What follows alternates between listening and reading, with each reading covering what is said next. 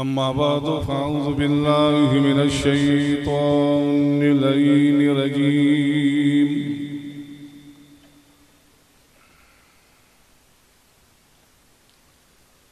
बिस्मिल्लाहिर रहमानिर रहीम। वमा अर्सलनाका इल्ला रहमतन लिल आलमीन।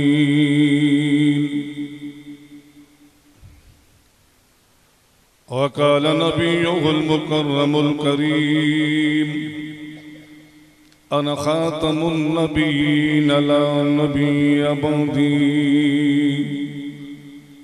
सदक़ल्लाहुल अलीयुल अज़ीम व सदक़ रसूलुहुन नबियुल करीम।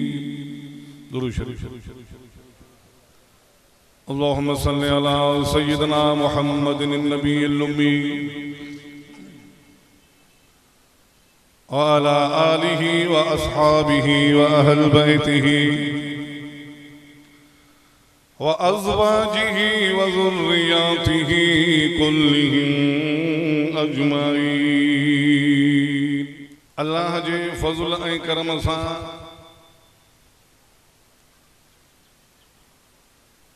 अवां मोमिन बिरादरी जे दिली दुआउनि जे सदके में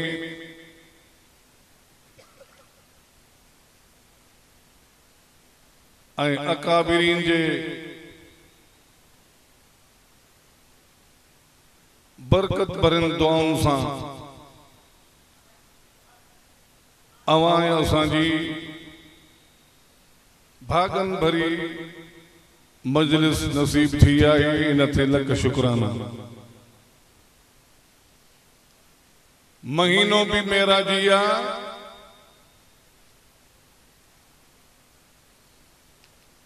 जेको नबी पाक सोने जे बुलंदी ऐं उरूज ते दलालत थो करे पियो।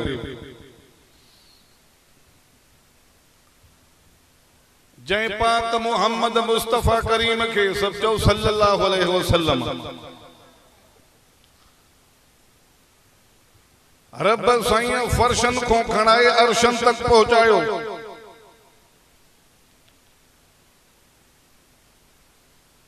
इहो अंदाज तव्हां असांखे क़ुरान ऐं सहाबा समझायो।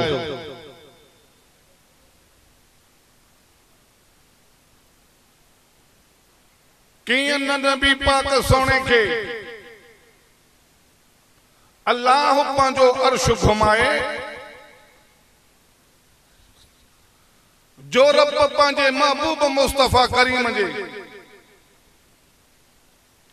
कमालन के कायनात जे फर्श ते ज़ाहिर फरमाए। सुभान अल्लाह जी बोली। ओ वक्त भी याद कर जै वक्त में नबी पाक सोने जा 1400 सहाबा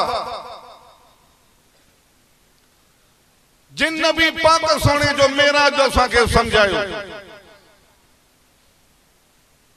एहसान नबी पाक सोने जे आशिकन जो जिन असांखे महबूब करीम जो अंदाज समझायो। 1400 सहाबा हुदैबिया जे मैदान में पाक मोहम्मद करीम वटि हाज़िर थियनि था पिया। सोना टाइम थियो, नमाज जो टाइम निकरंदो थो वने पियो, पानी बिल्कुल खत्म थी चुको है। करियो को करम जो अंदाज छो त पाक रब साईं तांजे हक में ऐलान जारी फरमायो वा वमा अरसलनाका इल्ला रहमतल लिल आलमीन। महबूब करीम 70,000 जहानन जे लाए तो मोहम्मद करीम के रब चो सरापा रहमत करे मोकलियो। उन रहमत जी झलक, उन रहमत जो अंदाज, उन रहमत जो तौर ऐं तरीक़ो, उन रहमत जी पेशगी त फरमायो। मुझे पाक मोहम्मद मुस्तफ़ा करीमन मुस्कुरायो। रसूल पाक जने मुस्कुराए पौंदा हन, जन्नत जा 8 दर खुली पौंदा हन। नबी जने मुस्कुराए पौंदो आहे, नूर जूं लाइटियूं मोहम्मद पाक जे दंदन मुबारकन जे विथुन मो निकरी करे सारी काइनात के रोशन थियूं कंदियूं वञनि। हथ मथे करे चो मोहब्बत में सुभान अल्लाह। पाक मोहम्मद करीम फरमायो, कुछ बचल खुचल पानी मां मुस्तफा जे दरबार में हाजिर कियो। एतरो पानी पेश क्यों? अल्लाह अकबर कबीरा। एक मानू भी मस सां वुजू करे सके, मुझे मुस्तफा करीम पानी वठी करे खुलियल बर्तन में जने हारींदा वञन था पिया, मुझे मुस्तफा करीम फरमायो सिटरूं ठायो मोहम्मद पाक जे हथन ते। अल्लाह कमाल पेश करण वारो, निर्वार करण वारो आहे। मुझे हबीब जा हथ उन पानी में बुडा पिया हन। रसूल जो हथ जने पानी में बुडंदो थो वने पियो, सोना उते झलक थी पेश थे। वमार सल्लल्लाहु इल्ला रहमतल लिल आलमीन जी झलक थी पेश थे। हबीबन करीमन जने हथ मुबारक मथे खणन फरमायो आहे। रसूल पाक जे हथ मुबारक के सहाबा दुसी करे ये दुनिया के बुधाइन था त महबूब मुस्तफा करीम जे हिक हिक आंगुर मो जो नहर थी वहे पई, हिक हिक आंगुर मो दरिया थो वहे पियो, हिक हिक आंगुर मो जो पानी जी शोली थी वहंदी वने पई। मोहम्मद पाक 1400 सहाबा के वुजू भी करायो थी ऐं नबी पाक सोने हिक हिक आंगुर मो सब सहाबा के पानी भी पियारो थी, जानवरन के भी धो करायो थी। इनखे त पाक मोहम्मद मुस्तफा जी रहमत चइबो आहे। हथ मथे मोहब्बत भरी सुभान अल्लाह। अर्द क्यों किए न मुझे पाक मोहम्मद करीम के रब चो अर्शन जो सैर कराए। जे पाक मोहम्मद मुस्तफा जे मथो नबी जो जियालो ये कुर्बान थी तो थो वने पे तवज्जो कर। हजरत साद बिन अबी वक्कास सब तो रज़ी अल्लाह तआला अन्हु नाम किम हजरत साद बिन अबी वक्कास। थोड़ो तवज्जो कजा उन मोहम्मद करीम जे मेराज के अजीब धुन था ॾियूं पिया। थोड़ो ख्याल कर मुझे पाक मोहम्मद करीम जे मथों जॾहिं हजरत साद बिन नबी वक्कास कलमो भरियो, चओ न सुभान अल्लाह। अमड़ कावड़ी वई, अमड़ नाराज़ थी वने पई, चवे थी त न खाईंदम न पींदम जैसी ताईं मुस्तफा पांजे जो दीन न छॾींदे, तैसी ताईं खाइण बंद थी, तैसी ताईं पीअण बंद थी। इमाम बगवी पांजे तफसीर बगवी में थो लिखे पियो, तवज्जो कर रिवायतूं पेश तो करे। हिक में आयो त 24 घंटा कोन खाधई पीतई, ॿी में आयो त 72 घंटा कोन खाधई ऐं पीतई। नेठ साद मथो थो पीहे पियो, अल्लाह अकबर कबीरा। ये मथो पीही अमड़ के खिताब थो करे पियो। रब्बे मुस्तफा जो कसम आहे, बुध मुझे साद जो खिताब पंहिंजे नेणन के ठारी दो वञो। बुध मुझे साद बिन अबी वक्कास जो अंदाज ऐं पंहिंजे ईमान के जिला बख्शी दो वञो। बुध मुझे साद जो गुफ्तगू ऐं पंहिंजे ईमानी चमक के तू बुलंद ऐं बाला कंदो वञो। मुझे साद ही अर्ज कयो, चओ मोहब्बत भरी सुभान अल्लाह। अमड़े जिद तो लही वन, चई तो जिद तो मां कौन लहंदम। अल्लाह अकबर कबीरा शाबी थी पवे। हजरत साद जुमलो थो पेश करे, मां कुछ बुधाइण थो चाहियां, तवज्जो कर।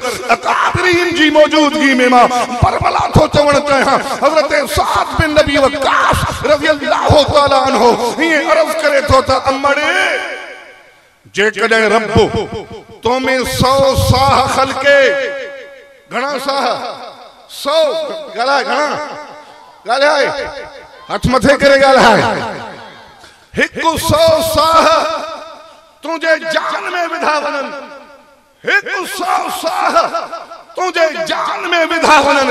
ऐं मां पंहिंजे अखियुनि सां मां ॾिसां त हिकु साह तुझे जिस्म मो निकिरंदो वञे। रब्बे काइनात जो कसम आहे, 100 जो 100 साह निकिरी त वजन भले, पर मां पाक मोहम्मद मुस्तफा जो दीन छॾण जे लाइ हिकु सेकंड बि तयार न आहियां। को इहो साद बिन नबी वक्कास रज़ी अल्लाह हो जंहिं पंहिंजे पाक मोहम्मद मुस्तफा सां ईअं मल्हायो जीअं मल्हाइण चइबो आहे। तंहिंजे करे चवण दे माखे रब कायनात जो कसम आहे उवे पाक मोहम्मद जा जियाला जिन जो मेराज पेश कियो तिनखे सलाम हाथ मथे करे चओ तिनखे सलाम आओ मां झलक थोड़ी बुधाए मां पांजी जाय थो वठंदो वना रब मोहम्मद जो कसम आहे वो पाक मोहम्मद मुस्तफा चओ न सल्लल्लाहु अलैहि वसल्लम जदे मथे चढ़िया 5 मिनट 5 में इंशाअल्लाह ये सारो अंदाज तहां जे हवाले हजूर पाक जदे मथे चढ़िया अबा बैतुल मुक़द्दस तक बुराक ताई वया बुराक भी नूर छा बाबा गाला है बुराक भी नूर वरी बैतुल मुक़द्दस को अगते पहले आसमान तक वया उवा जन्नत जी डाकण हुई उवा भी चो नूर वरी उतां को मथे अल्लाह अकबर कबीरा मुख्तलिफ सवारियों थी तब्दील थी बनन उवे भी सब नूर हूं जदे अर्शे मुअल्ला ते सिदरतुल मुंतहा ते पहुंचंदा था वनन पिया रफ रफ ते चढ़ी करे रब जे दरबार में पहुंचंदा था वनन पिया उवा रफ रफ भी नूरानी केतराई नूर पाक मोहम्मद मुस्तफा जे कदमन जे हेठो रब जो कुर्बान थो कंदो वने इतो पतो पियो त पाक मोहम्मद मुस्तफा छड़ो जो बशर जो सरदार ना है बल्कि कायनात जे अफजल तरीन जो नूरन जो भी जो सरदार है मां सलाम थो क्या उन सहाबा जे जमात खे जे पाक मोहम्मद करीम जो नूर समझाए तुझे मुझे ईमान खे चो वधाईंदा था वनन पिया हथ मथे करे चो सुभान अल्लाह अल्लाह अकबर कबीरा इन मुतालिक चंदम त पाक मोहम्मद मुस्तफा जो मेराज च बरहका हुजूर पाक जो फैज़ बरहका नबी जा सहाबा फैज़ याब रसूल जा अहलो बैत तो फैज़ याब एतरे कदर पाक मोहम्मद दे लड़ में चो अल्लाह अकबर पीरान पीर गौस पाक सैयद अब्दुल कादिर जिलानी भी पाक मोहम्मद मुस्तफा जे फैज़ याब थिंदो थो वने पियो अर्ज़ कम तो एक वाक़ियो बुधाया ए तुजा माने न ठारींदो वना पर मोहब्बत जी हीर घुलाए सुभान अल्लाह हजरत हसन सा गडो हो इब्ने जुबैर सफर ते लथा एड़ी जगह ते लथा जाथे खजियूं हूं सड़ी सुकियूं थी चुकियूं हो हजरत हसन जो बिस्तर उते विछायूं अल्लाह अकबर इब्ने जुबैर तो अर्ज करे सोहणा जेकर के सायूं हुजन हा डाढो इनन मो कारकुन जो मजो वठो हा मुझे हसन सई वुजू करे दुआ घुरी जने ना मोहते हथ फेरा मोहतो हथ जने अलग थींदा था वनन पिया त रब कायनात जो कसम सब खजियूं सायूं सब में कारकुन जो पीठियूं ई हसनी ऐं हुसैनी सिलसिले में गौस पाक जने अचे थो पियो रब मुस्तफा जो कसम आहे गौस पाक पंहिंजे एक मुरीद को पुछण थो वने तबीयत मोहब्बत जी हीर सुभान अल्लाह आखिरी गाल मुरीद तक पहुंचा मुरीद जे घर में दाखिल गौस पाक थे थो पियो तवज्जो मारे हो जा आखिरी गाल जने मुरीद जे घर में दाखिल थियो अल्लाह अकबर पुछा के उन मुरीद जे घर में बस सुकल खजो बीठियो हो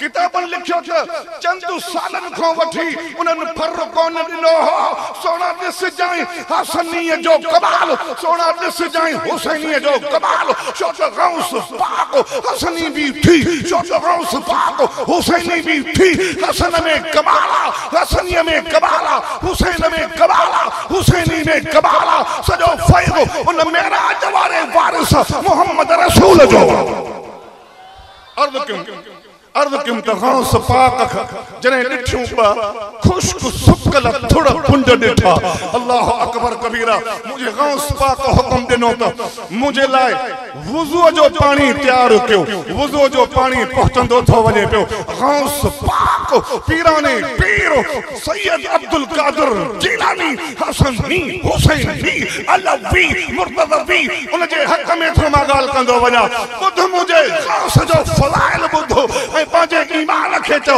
जिला बख्शींदो वञो गौस पाक वुजू कयो उनन खुश्क खजन जे थुड़ जे हेठों चो मोहब्बत जी बोली सुभान अल्लाह हथ मथे करे चो सुभान अल्लाह गौस पाक वुजू फरमायो आखिरी गौस पाक वुजू फरमायो वुजू फरमाइण खां बाद में मुसल्लो विछाए करे बरकतू नमाज पढ़ंदा था वञनि पिया बरकतू नमाज पढ़ी जने दुआ कंदा था वञनि पिया अना दुआ हसन वांगुर घुरी मस बंद कयो ये जो नजर पई त सुकल थोड़ा जेके हा सवाबी थींदा था वञनि पिया पर उन्हीअ में जो दादू खार को भी जो चिमकंदियूं थी वञनि पियो इहो फ़ाइदो हसन जो इहो फ़ाइदो हुसैन जो इहो फ़ाइदो जो इमामन किरामन जो इहो फ़ाइदो सहाबा जो इहो फ़ाइदो मोहम्मद मुस्तफा जो इहो फ़ाइदो अहमद मुजतबा जो इहो फ़ाइदो मुस्तफा मुजतबा जो इहो मेराज जे वारिस पाक मोहम्मद मुस्तफा जो फ़ाइदा उन मेराज खे हथ मथे करे अॼु सलाम चओ हथ लोड़े करे सलाम चओ पाक मोहम्मद मुस्तफा जो मेराज बरहक सहाबा जी रिवायत बरहक आल बैत जी कुर्बानी बरहक इमामन सगोरन जो अंदाज बरहक गौस पाक जो वो तजल्लियात वारो अंदाज बरहक चवण दे माखे फना फिल्लाह की चाहे में बका का राज मुजबर है जिसे मरना नहीं आता उसे जीना नहीं आता सोहना सदकल्लाहुल अज़ीम।